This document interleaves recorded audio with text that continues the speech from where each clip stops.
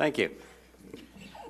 I think this panel is going to build on the discussions we had this morning, going into a little bit more detail on some of the topics.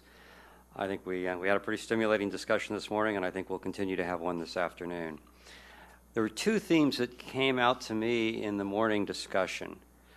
One is that the military is only one part of projecting stability. And I think most of the speakers, many of the speakers this morning sort of alluded to other issues that contribute to the question of creating terrorists as opposed to killing terrorists and addressing the root causes. And I think that's a topic that we certainly see in Africa and the Middle East pretty regularly. So that'll come out, I think, in our discussion now. The second point that came out this morning is that while NATO is a very important player in the region, it's certainly not the only player. And it's very important that all the relevant players, and that includes the European Union, the individual European countries, the United States, Canada, et cetera, the UN, are all at least aware of what each other is doing and are coordinating and deconflicting to the extent possible. So again, those are the two themes that I got out of this morning's talk, which I think we'll elaborate on in our discussions over the next hour and 15 minutes. So without further ado, let me introduce our three panelists, and this is the order in which they'll speak. First of all, we have Lieutenant General Portolano, Chief of Staff, Allied Joint Force Command in Naples. We have, who's going to give us a briefing, I've seen the slides, on what NATO is doing in the region. And then we'll have Vice Admiral Michael Franken, who I worked with in AFRICOM for a couple of years, who's now retired, but has some very interesting perspectives on the region, what the trends are, what the issues are, and I think how we should address those. And then finally, last but not least, we have Lieutenant General Charles Hooper, who's the head of the Defense Security Command, and he will address how the U.S. is assisting NATO and others in projecting stability in the southern flank. So again, without further ado, I turn it over to Lieutenant General Portolano. Thank you. Thanks very much, sir. Just before starting my briefing, and I'll let you know why I call it briefing, let me give three messages to you. First of all, the warmest greetings from my commander, Admiral Foggo, that he is commander of JFC Naples, so NATO head plus commander of Naval Force, U.S. Naval Force Europe and Naval Force Africa.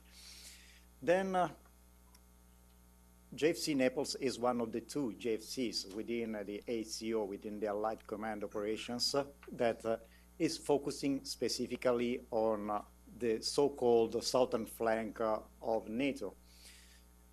Why I say this? Because I do apologize with you since now because of my English with a strong South European, Italian, Sicilian accent. So the gentleman told me you are among African experts and say, okay, I feel to be an African since I come from the deepest south of Europe, so from Sicily, Agrigento. And then based on this, maybe to improve the understanding of what I'm going to say, I will use some slides. Here in this audience, there are some elements of my staff in Naples that might be surprised because what I said to my staff normally is that I hate PowerPoint. But at this time, I will use PowerPoint to facilitate myself and you in understanding what I'm going to say. So I'm pleased for this great opportunity to address this distinguished audience of strategic thinkers, and I want to offer you my thoughts on NATO and projecting stability in the Middle East and North African region. Projecting stability is a lofty goal. Before getting this position as a Chief of Staff, I was deployed for 2 years in the Middle East, Lebanon and Israel, working with the United Nations. So the first time I was told about projecting stability, my question was, what does what does it actually mean? And how does NATO view it? Then, in addition to guarantee the so-called collective defense, NATO retains its ability to respond to crises beyond its borders and to remain actively engaged in supporting partners and working with other international organizations. All this is part of the NATO's contribution to the international community's efforts in projecting stability. And it means that NATO's deterrence and defense are not pursued in isolation. They are part of a broader response of wider transatlantic community to the changed and evolving security environment. Let me recall that in the most recent example, and it was mentioned this morning by the Deputy Secretary General, NATO Deputy Secretary General, and by James Apaturai, NATO approved at July 2018 summit a new mission in Iraq. This mission builds on NATO's effort to train Iraqi forces as they work to prevent the reemergence of ISIS and other terrorist groups. Let me say, let me repeat what the Secretary General of the NATO said when he mentioned that the best weapon we have in the fight against the terrorism is to train local forces. And with reference to Iraq, he said, a more effective Iraqi military means a safer Iraq and a more stable Middle East. Therefore, projecting stability consists in strengthening NATO's ability to train, assist, advise local forces, and NATO has a long history in this area, through operations in Afghanistan, in Iraq, as I mentioned, in the Balkans, and the capacity building with over 40 partners worldwide. And it is increasing its effort, for instance, by enhancing situational awareness, reinforcing the alliance maritime dimension, and developing a more strategic approach to partnerships. So with that idea of projecting stability in mind, the other question that comes to my mind is, why is NATO interested in projecting stability in Middle East and North Africa? To answer that, and also to show the greatest work being done at JFC Naples, and let me recall that NATO has many tools at its disposal to project stability, I will take the next few minutes to discuss three important efforts that we are leading from JFC Naples. Partnership program, it has been said a lot this morning.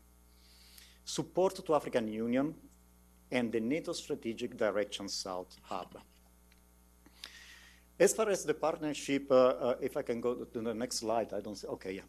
As far as the partnership program are concerned, given the political level documents that are produced by NATO headquarters, and they represent for us direction and guidance, the partnership efforts at JFC Naples have three main end states.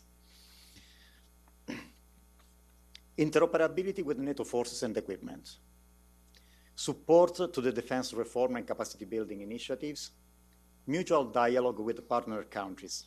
That is a daily occurring effort that we consider to be the enabler of military partnership. And aside from the impactful exercises, NATO's partnership program has been very successful in training, education, and capacity building, all for the purposes of projecting stability and developing interoperability. The graph in the slides shows the different expert staff meetings and mobile training teams accomplished by the partnership program since 2015. For the South, and you can focus on the green and purple boxes, the Mediterranean Dialogue and Istanbul Cooperation Initiative partners fall within the Middle East and MENA region, and Middle East and North African region. And just the last 2 years, NATO has organized 46 mobile training teams that range from building integrity to counterinsurgency and logistics planning. These extremely important partnership efforts are an effective part of what we do to project stability, and mostly occur at the tactical and sometimes operational level. It has been stressed also this morning several times. The dark blue box is also an extreme, also of extreme significance, as it highlights the important work that NATO is doing with African Union. NATO cooperations with African Union encompasses operational, logistic, and capacity building support through exercises and tailor-made training in accordance with the African Union's request to NATO. We look forward to further strengthening and expanding our political and practical partnership with African Union so we are better able to respond together to common challenges. And the major areas of NATO and African Union military cooperation are currently assistance provided to African Union mission in Somalia, so-called AMISOM, support to operational readiness of African standby forces, and support to African Union staff capacity building. The assistance provided to AMISOM means that NATO can provide strategic air and sea lift support to African Union member states willing to deploy in Somalia under AMISOM. But also, we provide subject matter experts for African Union Peace Support Operation Division. In the field of supporting the operational readiness to African standby forces, two types of support are provided. Staff capacity building by means of NATO subject matter experts who are embedded in the African Union Peace Support Operations Division. I have 6 members of my staff from Naples permanently deployed in Addis Ababa within the African Union headquarters. And the African Union capacity building and training package provided since 2009 to African officers responsible for drafting the African Standby Force concept. And up to 10 African officers per year can also attend courses at the NATO Defense College and NATO School in Oberammergau.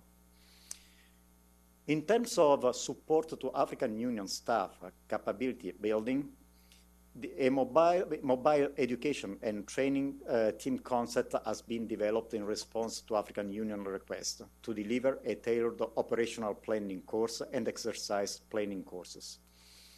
As a result, mobile education and training had taken place in Addis Ababa for African Union students with a comprehensive operational planning course standard as a main topic.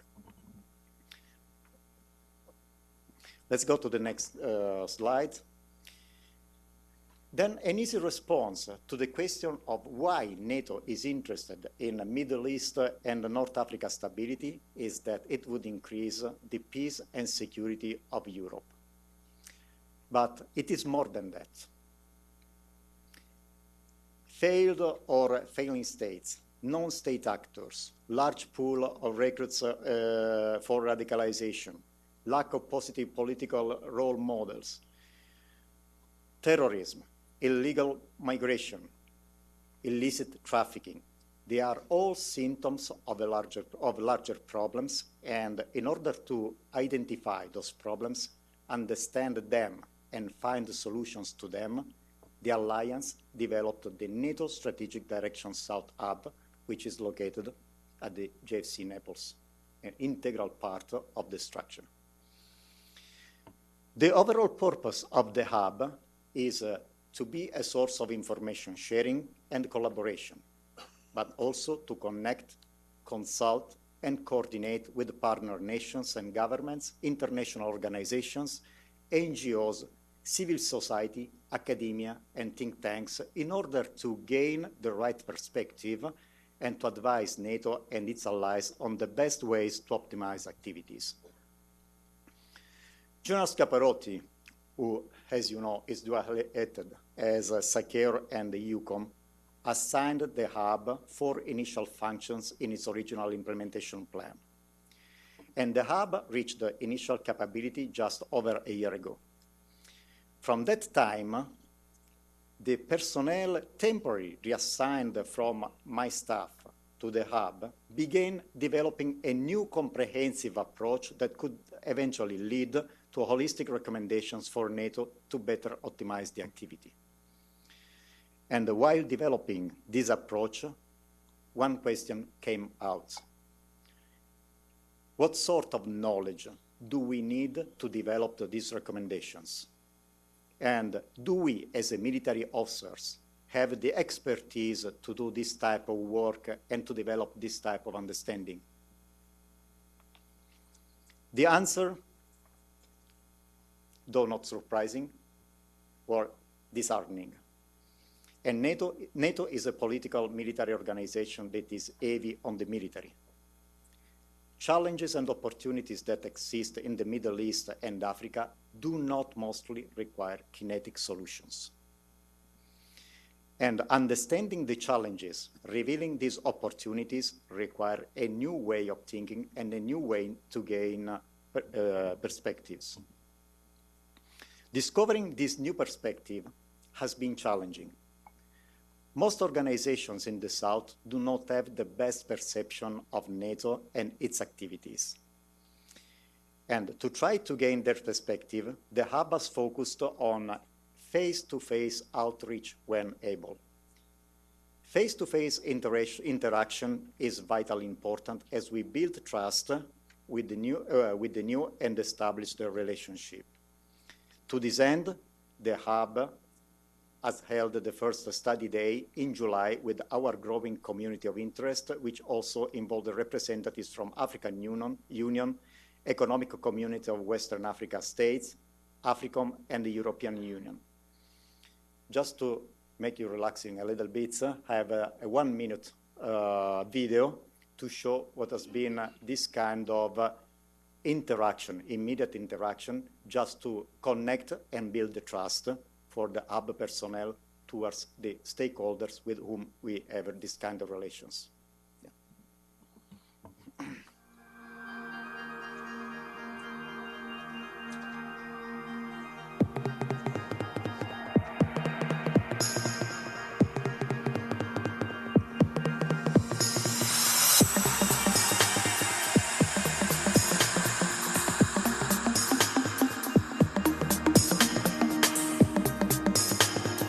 Cette rencontre est pour nous une sorte de démocratisation de la paix et de la sécurité mondiale.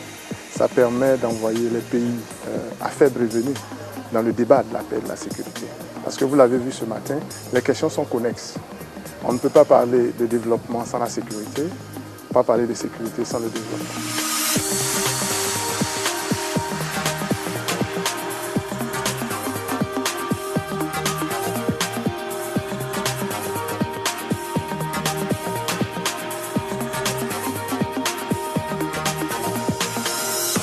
C'est vraiment très intéressant que l'OTAN aujourd'hui, c'est-à-dire s'occupe d'autre chose que des questions militaires, parce que nous parlons d'économie au Sahel, et que l'OTAN s'intéresse à l'Afrique, parce qu'on a connu un OTAN qui ne parle que d'Europe et de Méditerranée. Donc aujourd'hui, nous voyons cette frontière de la Méditerranée pousser un peu plus au sud pour toucher l'Afrique, ce qui est une idée très intéressante, même pour nous au centre OCP Policy Center.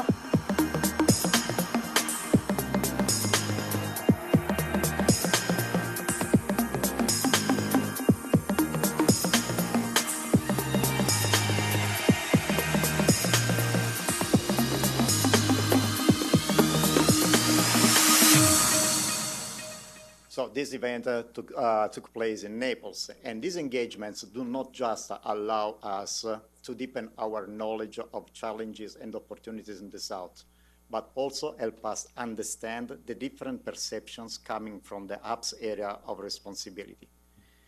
So the hub's visible facilitation role can be a tool for NATO and like-minded organizations to counter the negative narrative of disunity and dispute over NATO's response to the South.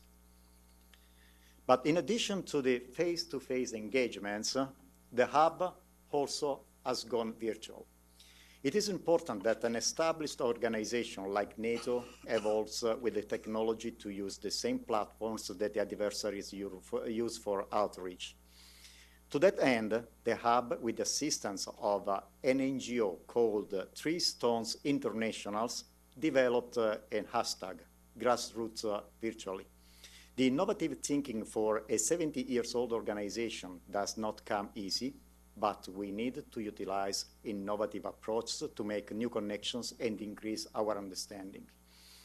With this in mind, in June 2018, through the use of both established emergency platforms and technologies, personnel of the hub participated or developed 3 virtual online events in the hopes of gaining new perspective and understandings. European-based think tank Friends of Europe sponsored an online forum called Debating Security Plus. Thanks to the initial production done by our previous commander, Admiral Michel Howard, the hub had already made connection with the EUCOM. Those connections asked the hub to co-moderate the team Europe as a global security actor, with Mark Husky as a senior strategic planner for European External Action Service and the Three Stones International NGO that I previously mentioned, based in Rwanda. The successful event highlighted the new opportunities for online engagement. The hub personnel engaged over 1,000 people in 2 days of events and strengthened the hub's relationship with the European Union and EUCOM throughout its coordination. A point of contact made at the ACT Partnership 360 conference held in 2018, and I would like to take this opportunity to express my gratitude to Major General Hickman for the invitation, reached out to the hub about participation in a Twitter town hall event sponsored by the Atlantic Council in preparation of the NATO summits. The hub personnel joined the virtual town hall with the former US Ambassador to NATO and previous NATO Deputy Secretary General Ambassador Alexander Weschbow. And then the hub's final online test run was an organic webinar entitled Who Funds Instability in Africa? Utilizing the Three Stones contacts and credibility in the Sub-Sahara Africa region, an online chat forum was held on the 17th of July, and we engaged the representatives from civil society organizations, international organizations, and NGOs from 12 different countries across Africa. Then we learned that, or at least it was confirmed, that many of the participants from civil society organizations had a predetermined idea of NATO. NATO intended as a military organization that only knows kinetic solutions to violent problems. In 2 hours of personal interaction online, the hub established themselves as a NATO soft power tool in line with the Article 2 of the Washington Treaty. In other words, the hub had begun to alter their long-established perceptions. Equally important, the hub introduced to these groups what accessibility to NATO could look like for civil society organizations, international organizations, NGOs that were willing to take a leap of faith and engage with the hub. So the hub's goal with the face-to-face engagements and grassroots virtually is to serve as a platform to gain and share knowledge that can formulate actionable recommendations for NATO while having mutually beneficial outcomes for those that participate. This type of engagement will allow information to reach the right level of organizations like NATO, European Union, United Nations, African Union, in a faster way so that change or action can occur. It is about accessibility and ground truth. Next slide. So coming to the conclusion, projecting stability in the South is peculiar, and it is different from than in the East. Maybe in the next panel we will hear about that.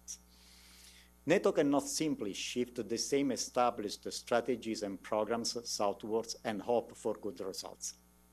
Projecting stability in the Middle East and North African region requires buy-in from the countries, stakeholders, and organizations that operate in the South as an integral part of a solution.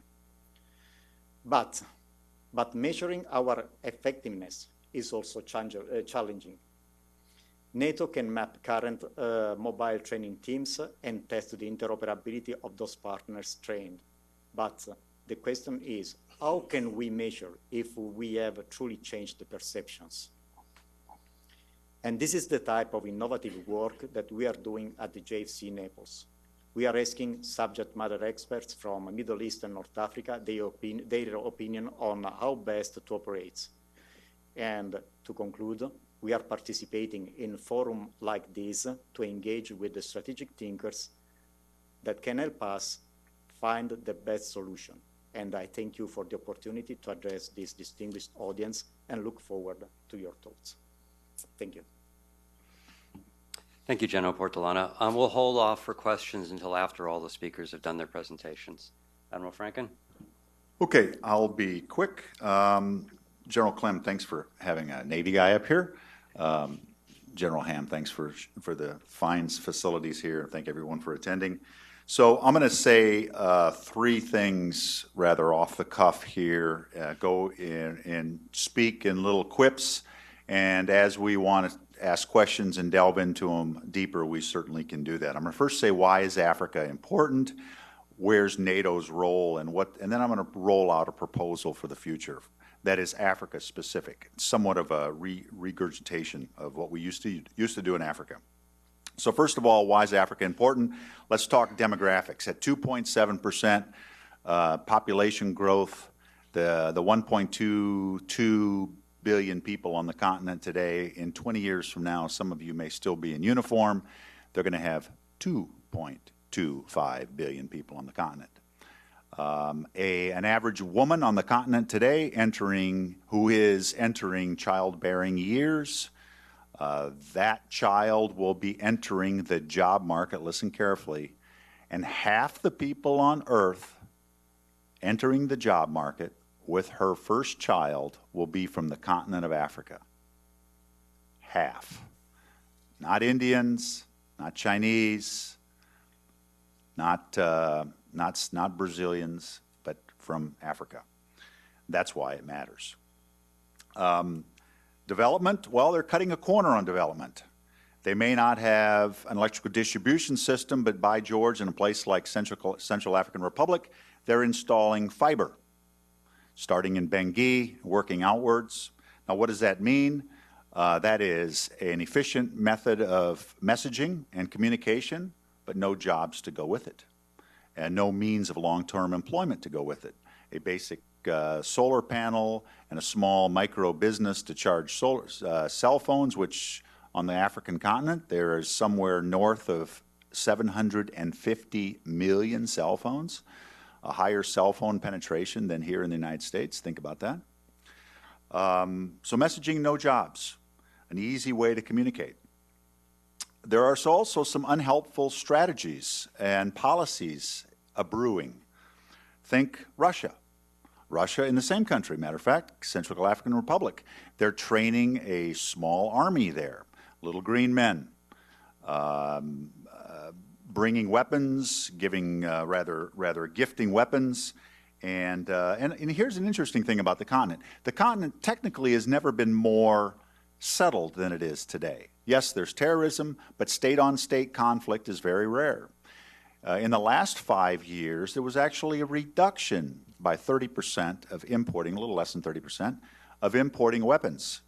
But a place like China increased weapons exports to the continent 52%.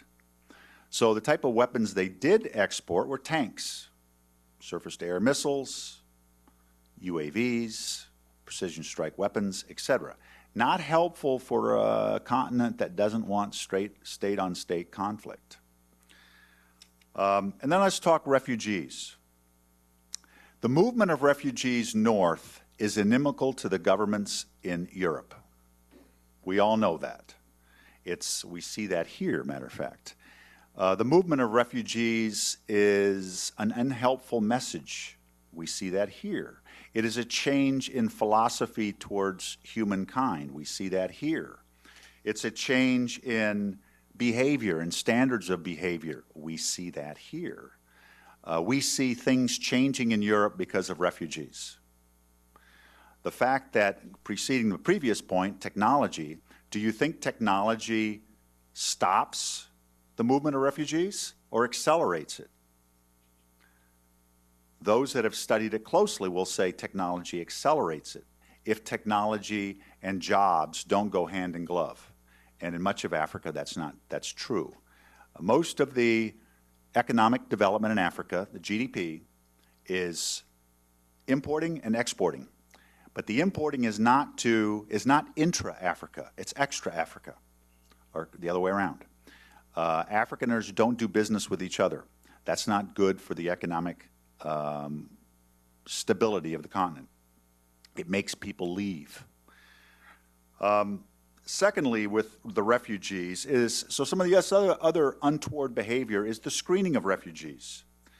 And also there's a vacuum in where the refugees come. Let's go back to the Central African Republic. In 2005, I think the population was 4.6 million in the CAR. Today, it's 4.1 million. Those people have gone elsewhere.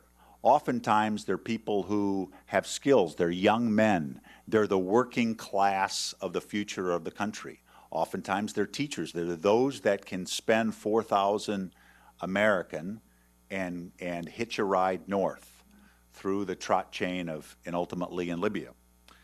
The movement of those refugees also causes the criminality to get boosted. That criminality becomes the GDP of entire nations. Some studies have said that Libya's GDP, 30%, is fixated on refugee movement and the improper use of human trafficking and the labor market. These illegal markets squeeze the legal mercantile side. They also cut down on any chance of revenue collection that a government's supposed to do. What's the number one role of government? Collect revenue. It can't function without revenue.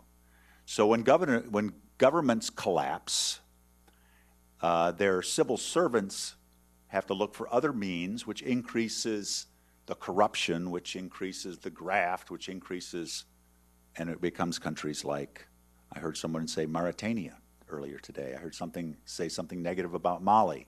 All in the same band, South Sudan, been there many times. So and all of this is accelerated by tech. The movement of refugees also, what we've noticed in Libya is the strange occurrence of our terrorist friends being in close proximity to the movement of the refugees. Now, why do you think that is?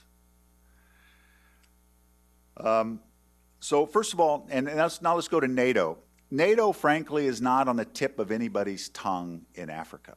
I understand the great implications and the great desires, but if you ask NATO questions in Niger and Agadez and elsewhere, they won't quite understand what NATO does. They believe it's powerful country militaries up in the, maybe in Asia, but mostly in the Mediterranean and looking at each other in Europe. NATO needs to, from my perspective, and it's been mentioned here, and so I want to pile on. They need to learn to work with all the uncomfortable entities that we have not done so well in the past. UNHCR, NGOs. We've got to break through the I want to be separated from the military, because the military is going to change. We'll come to that to my last point. But ultimately, and bilaterally with countries, and NATO sometimes gets perhaps a bad stake because the NATO members are individually doing much on the continent. The Germans and the Spaniards, others, the United States. But as an organization, less so. And we're weaker because of it, frankly. But working with, as we mentioned, ECOWAS and the AU, what we don't need in Africa are better soldiers. We need more responsible soldiers. We need also responsible soldiers who have a skill, because they're not going home to a retirement system. They're oftentimes going home with nothing but their AK. The work that we do in Africa, and AFRICOM was very energetic, starting with General Ham, from the Africa Peace and Security Initiative. I would urge that the efforts on the continent single out women to teach technical rates to, for management positions, accounting positions, government positions at every opportunity. I see the future of the continent when I look at young people and women. Less so when I look at the 30-year-old male. Okay, so what's the big idea? Well, it's the resurrection of an old idea. It's peacekeeping that actually is more development related. It's the reinstitution of peacekeeping units that are actually construction units. As I look at Afghanistan, I'm amazed at how people think that Afghanistan is in need of a lot of development, because compared to much of Africa, it's almost the promised land. There is no place where we have peacekeepers in Africa that doesn't need additional infrastructure. No place. This infrastructure is done in concert with local authorities. This is not cinder block buildings done by white guys sweating in the sun. It's rather buying indigenously built prefab buildings, putting up in concert with locals, that will ultimately be left with the locals, using construction construction equipment at the behest of a troop contributing nation that doesn't leave the continent. There is no construction company on the continent that's going to lose business, generally speaking. We're not even close to that yet, other than maybe the Chinese. There's much work that can be done on the continent, and these long-term peacekeeping efforts on the continent, these 20-year-old sagas, should be phased with the expectation they're going to last 20 years. Phase 1, Phase 5. Phase 1, horizontal construction. Phase 2, getting the water and the shelter and the things built. Phase 3, enhancing upon that. Ultimately, and then leaving the jobs, working with the local authorities to develop ownership, and the ministries to develop a line of revenue coming from the leave-behinds. That, I'll tell you a story in Djibouti. We initiated a single fare taxi. This is going to be by one war story. A single fare taxi, 7 French francs. Anywhere in the city, the taxi had to have a sticker on it, certified safety by us, i.e. seatbelts, and the driver had to have a license. And we did this in concert with President Gula and his wife. And we went from dilapidated taxis overnight to brand spanking new Toyota Corollas, washed, clean, with water bottles in the back seat for your paying fares. No quibbling, no issues with getting downtown. 7 francs brings you anywhere downside. 1 person, 5 people, it didn't matter. So we ran a security drill one day, my security guys did, and they had 2 young men in a car, our guys, taking pictures of the front gate as they rolled by very slowly in a rental car. My Djiboutian guards didn't see this, my guards didn't see this, but the taxi driver sitting outside the gate did. And out came the tire irons. And they gave chase, and they chased our 2 security guys down, and they pinned them down at Cot Corner, as you know, on the corner there, and they were beating the car to death. And our guys frantically called, said, "Get these people away from us, they're going to kill us." So the first layer of defense, the lesson from that is the first layer of defense is those that have a financial stake in what you're doing. And that is the security of the locals. And I think that's true for all of Africa, that generally speaking, people want a better future. And if you give them a stake in that future, they will be your first line of defense and your most ardent supporter. That's all. Thank you. General Hooper? Well, first of all, thank you very much, Ambassador, for your introduction. General Ham, General Kem, General Hickman. I think that's Ben Hodges back there. I don't have my glasses on. It's good to see a lot of friendly faces and old friends and a lot of our European colleagues out there. And so I wanted to spend a little time today talking about how the Defense Security Cooperation Agency supports NATO's projecting stability plans and how our vision of security cooperation really does support this projecting of stability. I'll be quick.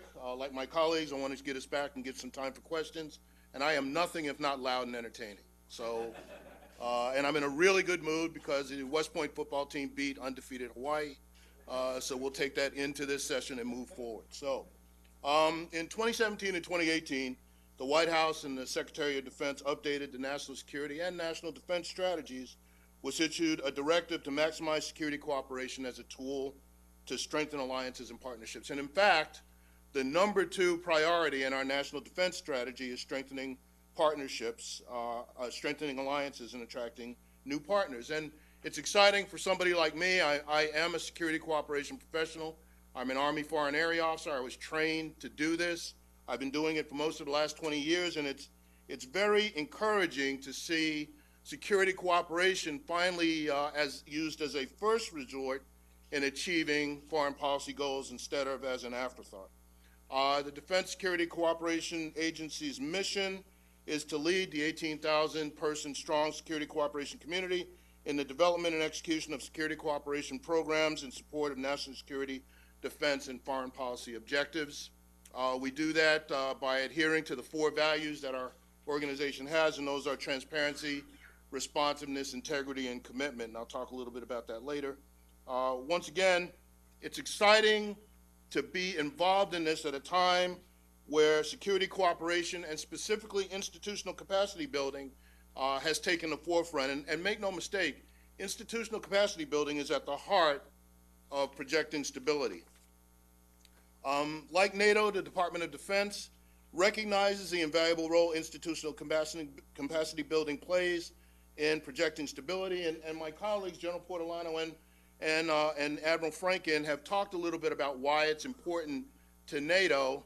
One of the things I learned in my last 2 jobs in the Middle East and as the J5 in AFRICOM is that for Europe, instability in Africa and North Africa is not a foreign policy problem. Instability in Africa is a domestic problem in Europe, and that's something I think we ought to remember. The second reason why capacity building is so important goes back to something also my colleague Mike Franken talked about it, and it was my own AFRICOM epiphany. And my AFRICOM epiphany was Africa has all the shooters it will ever need, okay? Everybody has trained all the shooters Africa will ever need. What Africa and North Africa needs are paymasters, administrators, logisticians, mechanics, inspectors general, lawyers, teachers, instructors. That's what Africa needs, and that's what African militaries need. We don't need to train any more shooters. We've shared our lessons learned and best practices with NATO, and we continue to do so, and that has resulted in a continuous successful collaboration with them as they hone their focused engagements, especially through the Defense and Related Securities Capacity Building, or DCB, initiative. Some of the things we've done to support NATO and DCB are provided experts from our Ministry of Defense Advisors program. And our Ministry of Defense Advisors program is one of the many programs that DSCA runs that people don't know about. You notice when I talked about our mission, I didn't say anything about selling weapons, okay? And we are responsible for the Ministry of Defense Advisors program, something I take a personal interest in. So we support Georgia's core team. We provide subject matter experts to DCB Moldova and DCB Iraq. We've leveraged our government institutional capacity building expertise to increase collaboration with DCB Jordan and DCB Iraq and their NATO counterparts, and we've supported NATO's professional military education program, Defense Education Enhancement Program, and its counter-corruption program, Building Integrity, through our Wales Initiative Fund, which we also manage. DSCA is absolutely committed to working with NATO and our European partners on these issues because they are important And when we collaborate together, everyone benefits. One of the things I've learned in the last couple of years is security cooperation is most effective when planned, sequenced, and coordinated to achieve desired outcomes. And I'd like to talk a little bit about coordination. In order for us all to be effective, we have to address these issues together in a transparent fashion that shares information, not only between NATO and the Department of Defense, but between all of our NATO partners, our individual European allies, and our developmental agencies as well, okay? If we don't do that, if we do not coordinate our efforts, and this is something else I learned from AFRICOM, we are just participating in what I call random acts of kindness that have no synergistic or cumulative effect. One time I remember in Kenya, I discovered that several European nations and the Department of Defense were paying the same park rangers to do the same thing, okay, to protect the same animals. And I remember going to Paris going, why are we doing this? You know, why don't you tell me what you're doing so we can take that money that we're using to pay the same people and pay someone else? So I am gonna lay that out there, and I hope we'll have a discussion about it. There has to be better coordination between NATO and the Department of Defense, but also between the NATO partners as well. Capacity building is at the heart of projecting stability. One of the things I've also learned in my current position is I have recognized that when our partners purchase an airplane from the United States, that does not give them an air force. When they invest in a United States-built firewall for their internet, that does not give them a cyber defense strategy. And when they buy a widget, any piece of tin, any weapon system, that does not give them a fully functioning capability. And in fact, I go back to what Churchill said, this is not the end, it is not even the beginning of the end, but when you buy something, it's only the end of the beginning. And that does not constitute a capability or a capacity. Indeed, I would tell you, the underlying assumption and design feature of all fourth and fifth generation military equipment is that it is operated and maintained by a functioning human resource bureaucracy, okay? If you don't have that, you will never realize the full capabilities of that weapon system, or it will become a planter somewhere in sub-Saharan Africa, exactly where it stopped. And those who have been there know what I'm talking about. The other thing we have to do is we have to work and collaborate with our partners to determine which capabilities they desire the most. And we have to come to an agreement on that. We can't want it more than they do, and it's a collaborative effort. We equip our forces with infrastructure and capabilities so that they can better realize their potential.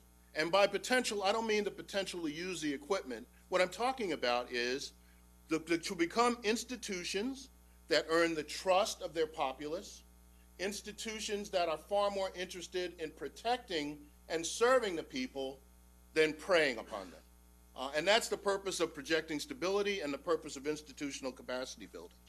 I'd like to give you an example of some of the things we're doing, and I'll use Jordan as the example I'd like to talk to you about, where we've worked with the Jordanian military, particularly in the areas of border security and counterterrorism. We supported Jordan in building capacity in these two areas through a wide variety of security cooperation programs focused on equipping, training, and mill-to-mill exercise. Our efforts to train and equip Jordanian Special Operations Forces and border security forces in everything from sniper maneuvers to combat medical skills has enabled Jordan to participate in international coalition operations. However, as I mentioned earlier, train and equip is only one small piece of this. In order to gain a full spectrum capability, you have to have institutional capacity that serves as the umbrella and the foundation for using all of the systems and the tactics, techniques, and procedures. And I would argue that institutional capacity building is just as important as training a quick reaction force, probably more so. So in 2017, the U.S. Defense Governance Management Team, DGMT, identified a strategic planning need within the Jordanian Armed Forces that would focus on improving how best to utilize the security and systems investments that they were making. And we helped them come up with a 5-year resourcing plan together to work with them to best utilize the resources they were receiving. About a year after that, the Jordanian Armed Forces demonstrated a basic ability to independently conduct a capabilities-based assessment to properly identify and prioritize requirements like tactical mobility and border security. Why is this important? Because many of the places I go, people tell me they want this thing. And I counter by asking them, what is it you want to do? And then they say, I want this thing. And then I say, what do you want to do? And what I'm trying to get them to do is think about a capabilities-based approach that will help them to identify what it is they want to accomplish and help me to lay out a range of options that can assist them. And so the Jordanians were able to do that. By implementing a prioritized process, Jordan can now focus its resources on additional capabilities that make a greater contribution to their security and stability. We'll continue to assist Jordan in this capability and until all their strategic objectives have been met. Not their material requirements, but their strategic objectives have been met. And so by improving our communications and increasing our interoperability, these security cooperations activities have enabled Jordan to keep the current conflict in Syria from threatening their stability and their sovereignty.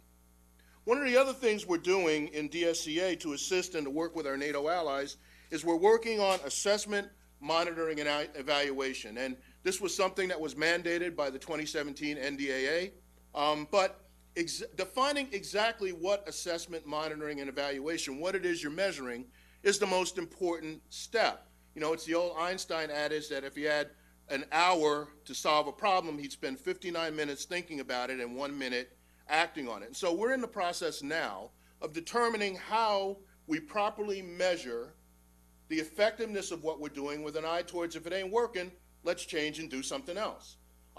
That is equal parts art and science, in other words, equal parts objective metrics and subjective evaluation, and we're working through that. We're working through that now.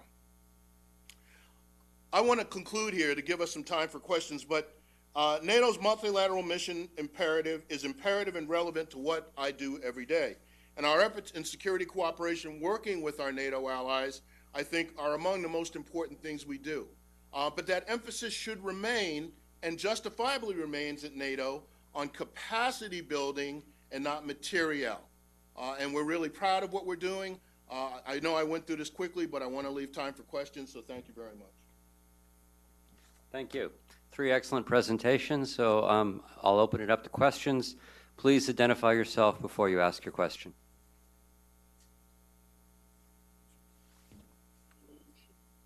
First of all, thank you all very much. I'm Jim Shear, visiting professor at the Army War College, and delighted to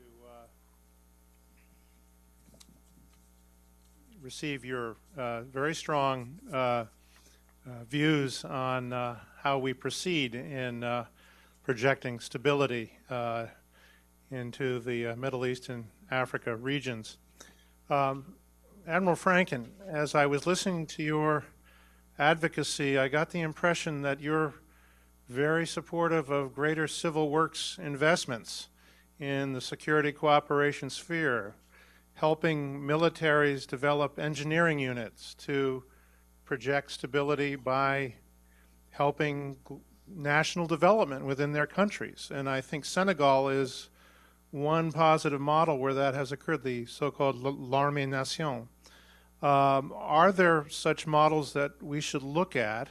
And are there specific issues in public-private partnering that we have to be conscious of as we project our efforts in that direction? Thank you.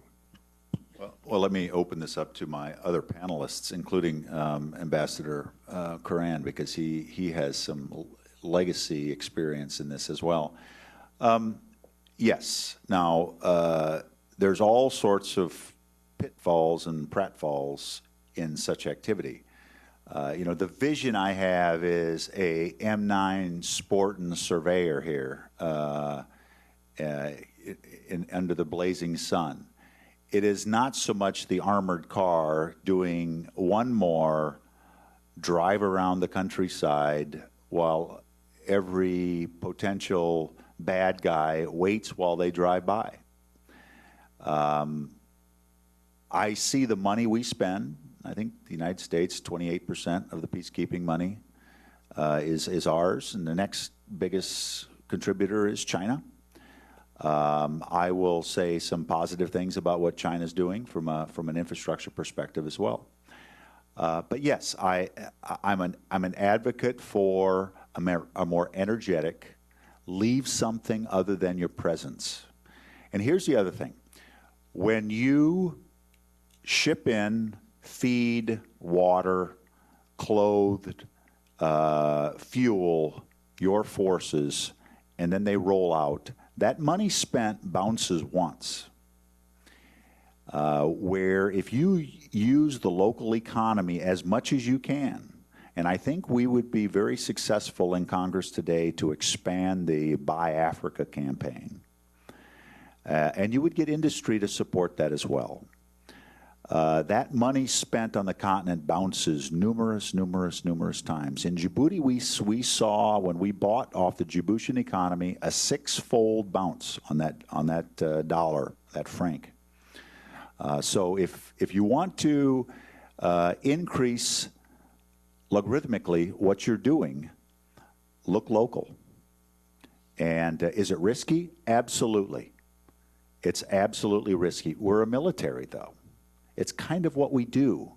And as I don't mean to be negative about this, but I have found NGOs, recent graduates from University of Madrid, Morningside College, in some pretty unappealing locations, all alone, unarmed, living in a tent. I think the military can assume a little more risk.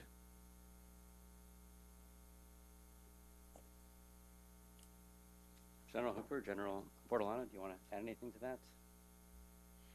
Well, actually, I'm not able to add anything to that, but I would like to take advantage of this opportunity you're giving to me and just providing some additional elements on NATO activities in North Africa and Middle East, based on what you, Admiral Franken, said, that the need to interact more with, let's say, non-NATO entities at the moment, and it is vitally important for us as a hub to interact with the non-NATO entities. And just to give you some examples, interacting with the UNHCR, we are interacting at the moment with UNHCR in a very strong and effective way.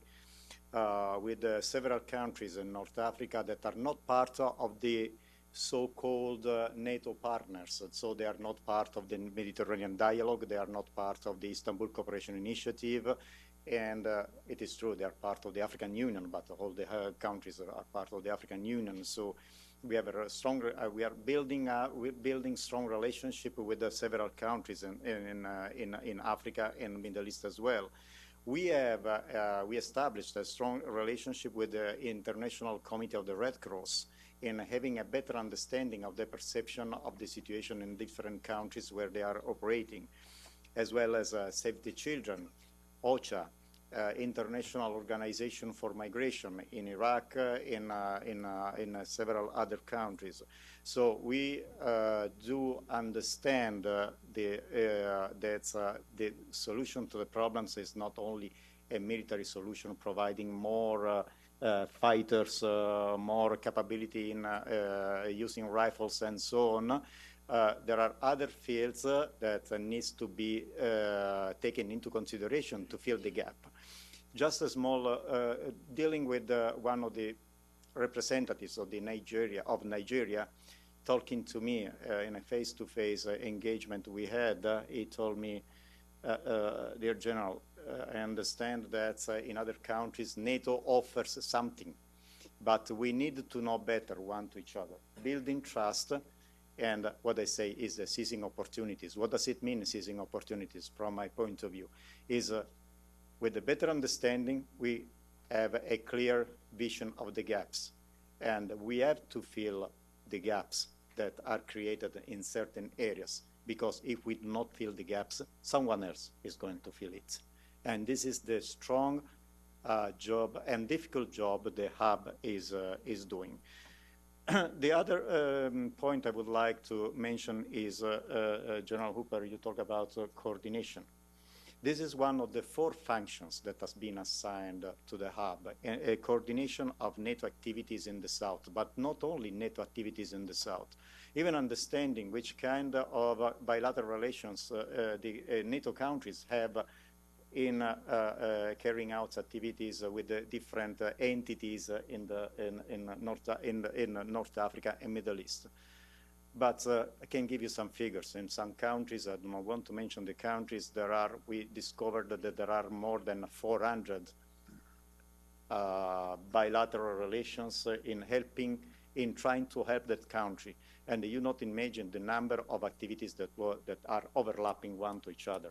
This is a waste of time, this is a waste of resources, and this is a waste of effectiveness. So what the hub wants to try to do is talking with all the stakeholders, and all the stakeholders are not only international organizations, not only countries, even NGOs, but those who play an important role in that country to better understand the situation and to seize opportunities for the future that are not military opportunities.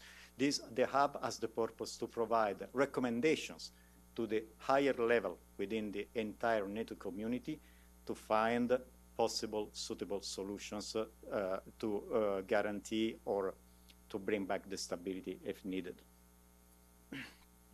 Thank you. I think we had a question back there earlier. Yes, the naval officer.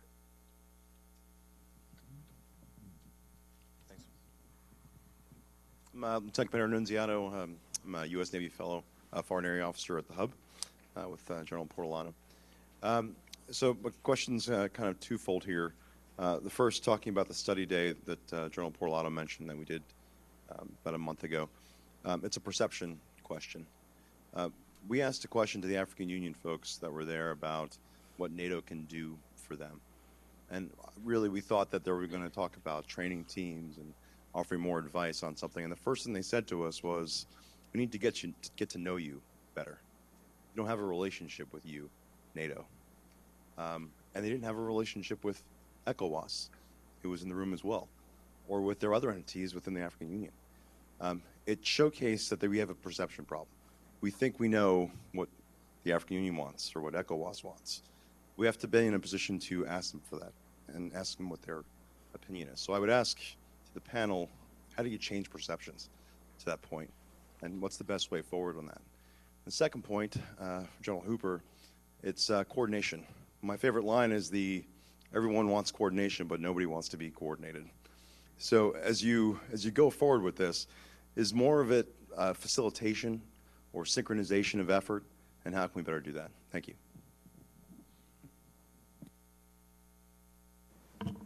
I'll start. On the issue of perception, how do you change perception? The answer is one conversation at a time, one person at a time, one relationship at a time, and listening probably more than you talk, and asking questions instead of making declarative statements is a good start to changing perceptions.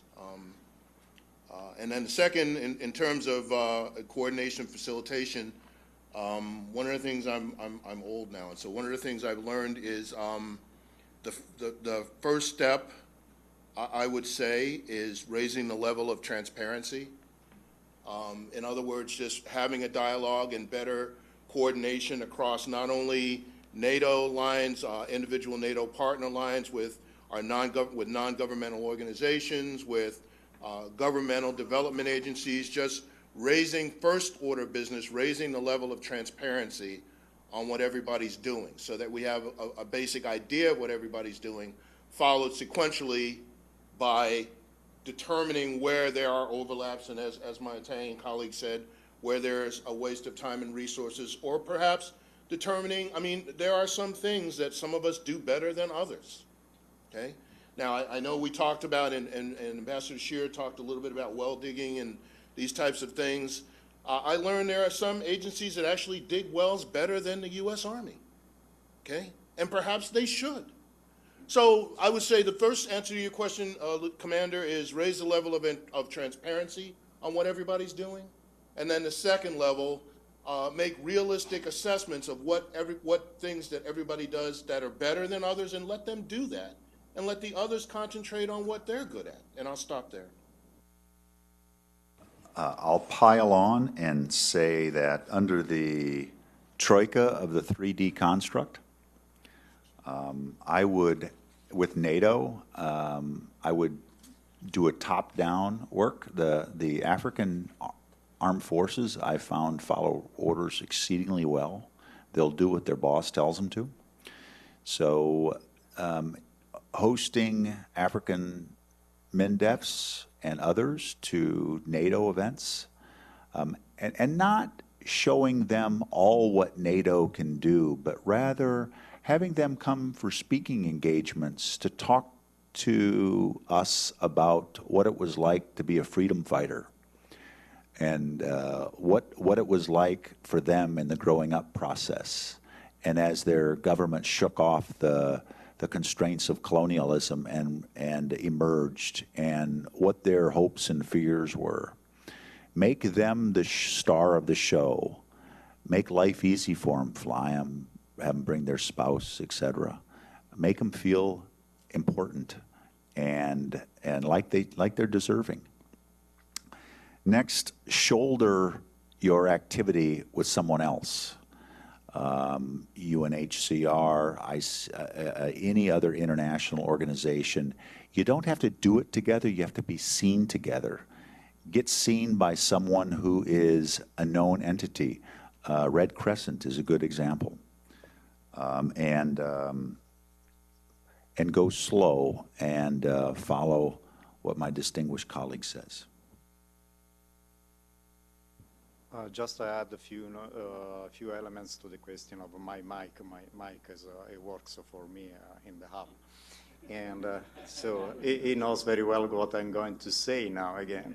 And there is something that I really stress to them, to my staff in the hub, but not also within JFC Naples, but also at the shapes level in the NATO headquarters. There are at least 2 steps that we have to take into serious consideration. One is connecting, find the right connection, plugging with the right elements. When the connection has been established, then we have to build the trust. Then we can go ahead with the 4 functions assigned to the hub. And only in that way we can really be transparent, open, frank with them, changing the perception they have about NATO. The hub has the purpose just not to convey NATO messages to the stakeholders, but to understand the way it is perceived. And up to now, we have perceived, and it is very clear, that NATO has been considered a kinetic element to solve violent problems. Now, with this kind of engagements that we are having on daily basis, they are shifting it. We are talking to them about Article 2 of the treaty that is unknown by those who do not work with NATO. And this helps a lot to build the trust. After a couple of hours of open discussion with them, then the perception slowly changes. But also changes in terms of terminology. Sorry if I'm taking such a long time. When we talk about capacity building, when we talk institutional building, first of all, we have to understand who is our counterpart. Because sometimes capacity building can be seen as a negative element. If I increase the capacity in an environment, in a sphere where military or those who are related with military are perceived as an element of violence, harassment, corruption, and so on, the message that we might transfer is a wrong message. So we have to understand with whom we talk and the society with whom we are talking with. Otherwise, we convey the wrong message. This is the difficulty. So if someone is expecting that the hub tomorrow we provide the solution to all the problems, it's wrong. Because the hub requires a long process. First of all, we must be well educated. Military and civilians have to understand the culture, the society, the environment, the history of the interlocutors. And there are a lot of interlocutors that are not military, and I'm talking about NGOs, other international organizations that know more than us in a certain environment and might provide a great help to understand and to seize opportunities. Thank you. I think we have time for one more question.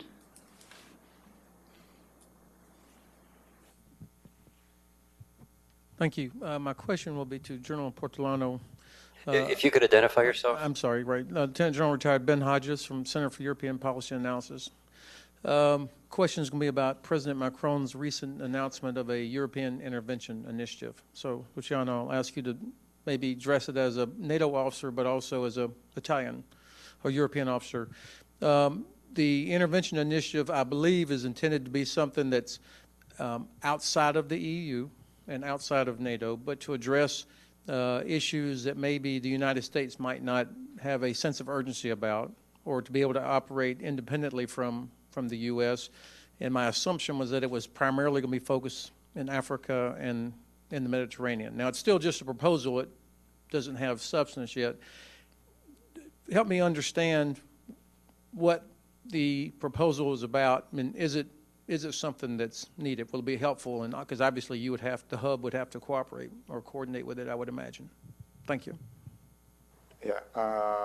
So let me say that my answer will be as a NATO member, as a NATO officer, and NATO has a strong and. Just maybe I want to share with you that I'm double-headed. I am NATO and the European Union, in particular dealing with the implementation of the Berlin Plus agreement for Bosnia-Herzegovina and the Balkans. So I have two staffs, one NATO and one European Union. But answering to you, I think that NATO needs to establish and to maintain a strong cooperation with all elements, all partners, whatever it is, any initiative that might help stability within the NATO area of responsibility and NATO area of interest. So I do believe that we have to continue what we have done recently, increasing due to Mrs. Mogherini talks and our Secretary General talks, increasing this kind of strong cooperation between NATO and European Union and the European countries together in maintaining their own interests that are based on peace and stability in Europe, but also in the neighboring countries. Okay, I think that's all the time we have. If we could please give all the panelists a round of applause, thank them for their efforts. And if you have any follow-up questions for them, you can probably grab them during the break. On that note, thank you, panelists. We're going to take a 15-minute break. Be back here at 1500. I appreciate it.